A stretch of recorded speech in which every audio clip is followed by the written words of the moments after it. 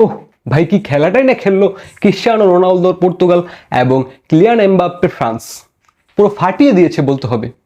কিন্তু দুর্ভাগ্য রোনালদোর, খেলার একটা সময় যখন রোনালদো একটি অন টার্গেট শট মিস করলেন, তখন তার চোখ দিয়ে অশ্রু বের হচ্ছিল এবং তার একজন সতীর্থ এসে তার দু চোখের জল এভাবে মুছে দিলেন।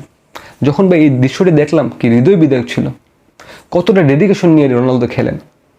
এই ডেডিকেশনটা দেখার পর মনে হচ্ছিল এই চোখের জলের বিনিময় হলেও রোনালদো আজকের এই ম্যাচটা জিতুক।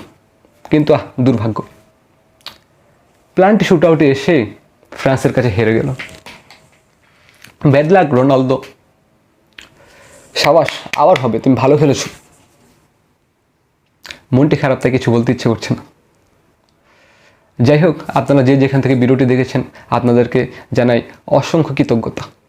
দেখা হবে অন্য কোনো সময় অন্য কোনো খেলার আপডেট নিয়ে। এ পর্যন্ত আপনারা সবাই ভালো থাকবেন।